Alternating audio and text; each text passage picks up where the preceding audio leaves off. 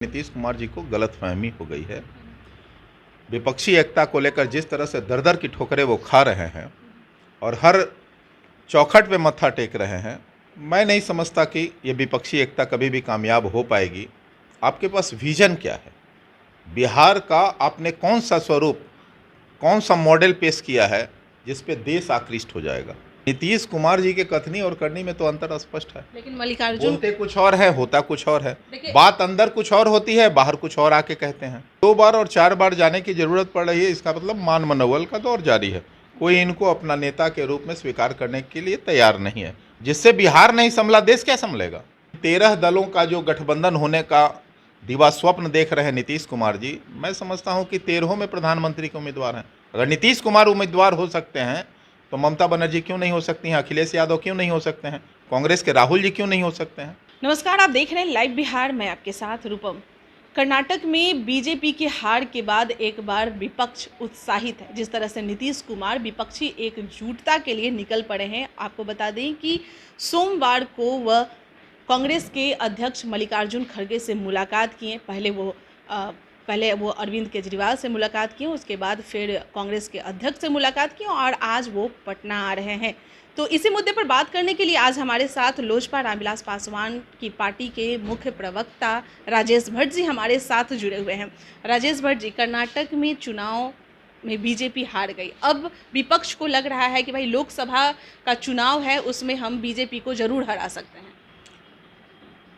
देखिए, electoral politics में हार और जीत चलते रहता है और बीजेपी की कर्नाटक हार से यह कतई नहीं समझा जाना चाहिए कि जो लोकसभा का चुनाव होगा 2024 में, उसमें भी बीजेपी उसी तरह से हार जाएगी।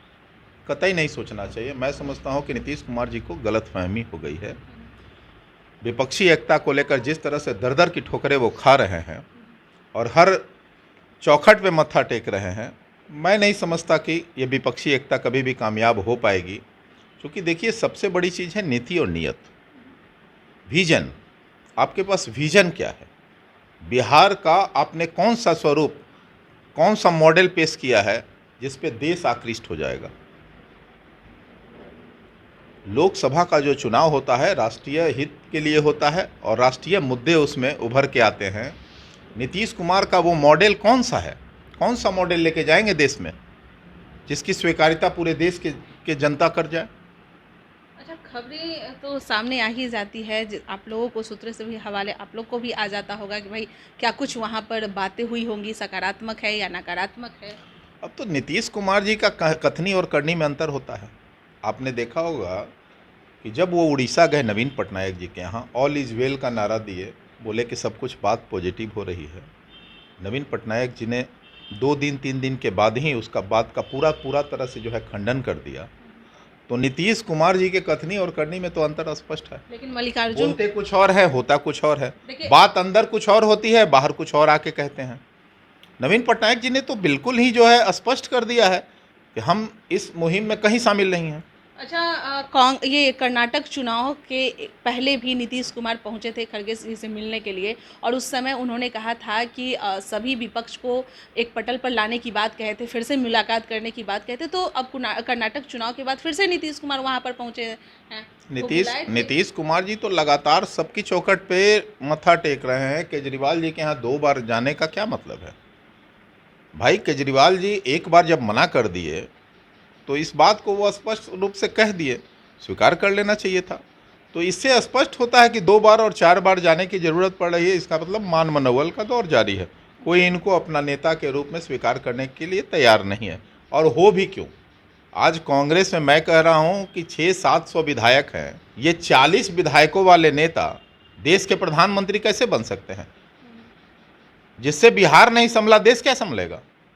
आज बिहार में देख लीजिए, स्वास्थ्य, शिक्षा, रोजगार, मतलब अपराध कहाँ है? क्या किस स्थिति में है?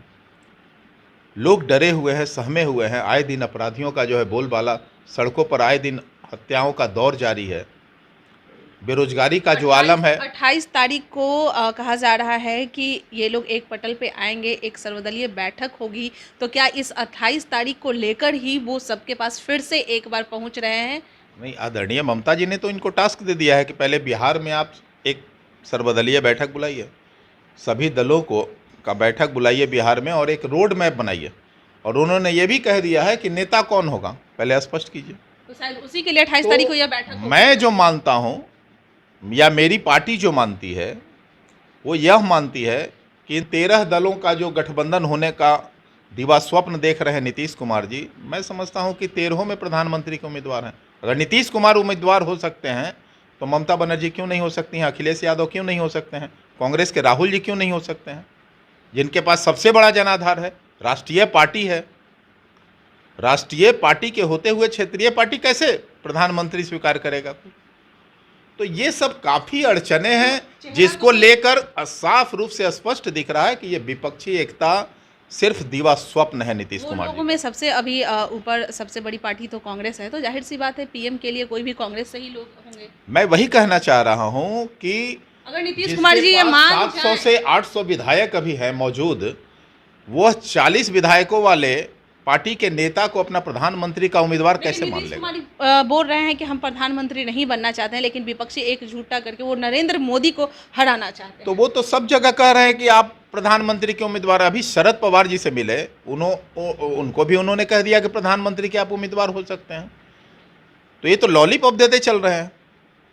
इस लॉलीपॉप से क्या विपक्षी एकता संभव हो पाएगा? पार्टियां अगर मान जाती है, सभी पार्टियां सबकी उम्मीदें जगाकर नीतीश कुमार जी फिर एक नाम पर सर्व स्वीकारिता बना सकते हैं, सर्वसम्मति बना पाएंगे। सभी पार्टियां अगर मान जाती है तो क्या लग रहा है कांग्रेस से किसी न किसी कोई एक रूप कोई एक चेहरा सामने आएगा? ये तो उन लोगों को तय करना है, आने वाला दिन में देखिएगा। अभी तो सर्वदलीय बैठक होने दीजिए, पता चल जाएगा उसी बैठक में कि कौन होगा प्रधानमंत्री का। बीजेपी के लिए एक मुश्किल की तो घड़ी सामने आनी चाहिए। बीजेपी के देखिए, बीजेपी के लिए कोई मुश्किल की घड़ी नहीं है। कर्नाटक में भी बीजेपी कह रही थी कि हमारी जीत होगी, लेकिन हार का सामना करना पड़ा।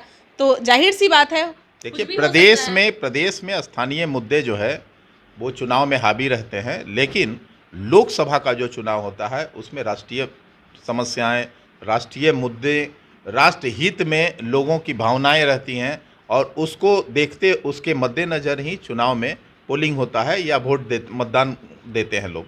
तो सवाल ये नहीं है, सवाल ये है कि आखिर राष्ट्रीय राजनीति में इनकी स्वीकार्यता कैसे होगी जब बिहार में स्वीकार्यता खत्म हो गई है। यह अंदाज़ा लगाया जा सकता है कि जिसकी बिहार में ही जन स्वीकार्यता खत्म हो गई है, समर्थन पूरा खत्म हो गया, जनाधार विहीन हो गए हैं नीतीश कुमार जी, उनको देश में फिर जन समर्थन मिलने की कोई उम्मीद ही नहीं है। चलिए, बहुत बहुत धन्यवाद। चलिए, राजेश भट्ट जी हमारे साथ जुड़े हुए थे और आज नीतीश कुमार भी पहुंच रहे हैं, पटना पहुंच रहे हैं और मल्लिकार्जुन खड़गे से क्या कुछ बातें उनकी हुई वो ज़रूर आने के बाद मीडिया से साझा करेंगे। लेकिन देखना होगा कि 28 तारीख को सर्वदलीय बैठक की बात कही जा रही है, तो क्या वो बिहार में होगा या बिहार से अलग कहीं दूसरे जगह पे होगा। चलिए, तब तक के लिए बने रहें लाइव बिहार के साथ। धन्यवाद। लाइव बिहार यूट्यूब पर सब्सक्राइब और फेसबुक पर लाइक ज़रूर करें।